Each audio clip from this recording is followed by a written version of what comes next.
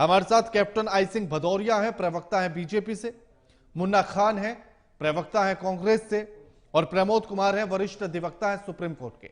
आप तीनों का स्वागत है एमवी नेटवर्क पर। भदौरिया साहब, आखिर टाइमिंग ऐसी हो जाती है या इत्तेफाक है सीबीआई के छापेमारी का कि जब जब सत्यपाल मलिक केंद्र के खिलाफ कोई बयान देते हैं तब तब सीबीआई उनके घर पहुंच जाती है? तो ये सिर्फ एक महज इत्तेफाक है? देखिए, ऐसा कुछ नहीं है। सीबीआई अपना काम कर रही है। ये स्वतंत्र एजेंसियां हैं, ये भारत सरकार की एजेंसियां हैं। भारत सरकार से मगर इंडिपेंडेंट रहती है, इंडिपेंडेंट काम करती है। तो ये इनका जब अपना इनका समय होता है। अब ऐसे तो आप कहो तो दिल्ली के सीएम केजरीवाल है, उन्हें 5 बार सम्मन भेज दिया, वो अभी एक बार भी नहीं गए। तो ये जब एजेंसियां देख लेती हैं कि अगर उन्होंने कोई सम्मन दिया है या उन्होंने बुलाया है तो ये नहीं गए, तो उसके बाद वो इस तरह की भी कार्रवाइयां करती है। तो सत्यपाल मलिक अगर गलत नहीं है तो उन्हें कोई डरने की जरूरत नहीं है। एक बार नहीं 10 बार सीबीआई को आने दो, ईडी को आने दो। अगर कुछ नहीं किया है तो बिल्कुल नहीं। आप तो आगे होके कहिए, बोले आइए जनाब हमारी पूरी जांच करिए आप, और हमें कब बुलाएंगे, हम आने को तैयार है। ये तो फिर वो वाली बात हो गई कि अगर हम कहीं गलत करेंगे और चिल्ला के भी दुनिया को सुनाएंगे, देखिए हमारे यहाँ सीबीआई आ रही है, हमारे यहाँ ईडी आ रही है, तो ये तो लोगों को फिर बरगलाने और बहाने वाली बात हो गई ना। अगर आपने कुछ नहीं किया है तो सत्यपाल मलिक जी आपका कुछ नहीं बिगड़ेगा, और आपने अगर कुछ किया है तो आप बहाने बना के बच नहीं सकते।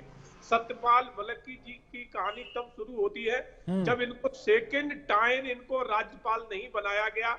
उसके टाइम इन्होंने केंद्र के खिलाफ, अन्य एजेंसियों के खिलाफ इतने जहर उगलने शुरू कर दिए, और यही जब तक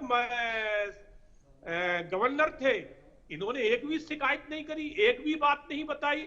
और जैसे ही पद से हटे, देखा कि दोबारा टर्न इनको नहीं मिल रहा है, तो इनको तमाम कमियां नजर आने लगी। तो यह चीज में थोड़ा विचारना पड़ेगा, और दुनिया भी जानती है, आज की जनता बड़ी समझदार है कि सत्यपाल मलिक अगर आज इस तरह चिल्ला रहे तो क्यों चिल्ला रहे। कहीं ना कहीं उनके कोई बहुत गहरा जख्म है जो उनका बार बार बाहर निकल आता है।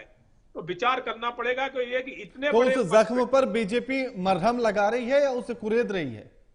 नहीं, बीजेपी का इसमें कोई लेन देन नहीं है। अगर उनने कुछ गलत किया है तो वो तो एजेंसियां हैं, वो अपना काम करेंगी। बीजेपी से क्या लेना देना? बीजेपी के जब तक वो राज्यपाल थे हमारे संबंध थे, आज राज्यपाल नहीं है हमारे, न तो हमारी वो पार्टी के आज नेता है, ना ही वो केंद्र के गवर्नर हैं, कुछ भी नहीं है। आज वो इंडिपेंडेंट है, और अगर उन्होंने अपने कार्यकाल में कोई अगर घोटाले या कुछ गलत किया है तो उसका जवाब तो उनको देना पड़ेगा। ये कह के नहीं बच सकते हैं कि देखिए हमारे यहाँ एजेंसियां भेजी जा रही है।